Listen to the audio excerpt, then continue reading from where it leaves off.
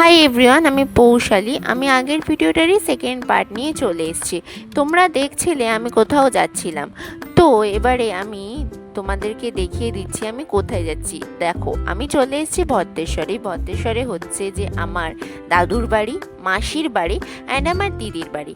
এই ভদ্রেশ্বর আমার কাছে প্রিয় হবার তো এই কারণগুলো আছেই, কারণ এত পরিচিত, এত কাছের মানুষের বাড়ি, এর সাথে সাথে এর যে প্রাকৃতিক সৌন্দর্য, এটাও আমার মন কাড়ে।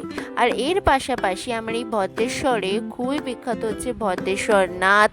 এর পাশাপাশি তেঁতুলতলা মায়ের জগদ্ধাত্রী পুজো। এই তেঁতুলতলা মা ভীষণ ভীষণ জাগ্রত, বিখ্যাত, কোটি কোটি মানুষ আসে তাকে পুজো দিতে, তার মুখ দর্শন করতে।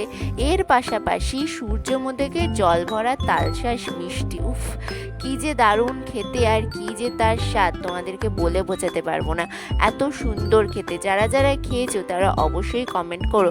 আর সেই সূর্য মোদক আমাদের এই ভদ্রেশ্বর থেকেই পরিচিতি পায় এবং বিখ্যাত হয়ে ওঠে।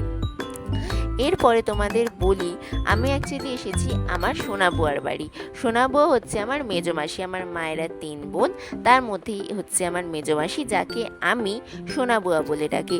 এই সোনাবুয়ার বাড়িতে অনেক অনেক গাছ, অনেক মানে এত গাছ যে আমি নামও পর্যন্ত জানি না।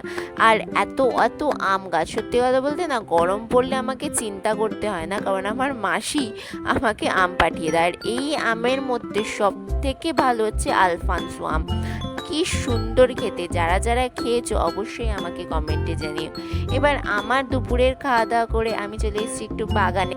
আজকের ভিডিওটা এখানেই। আমার ভিডিও ভালো লাগলে আমাকে সাবস্ক্রাইব করো, ফলো করো অ্যান্ড নেক্সট ভিডিওর জন্য ওয়েট করো। বাই।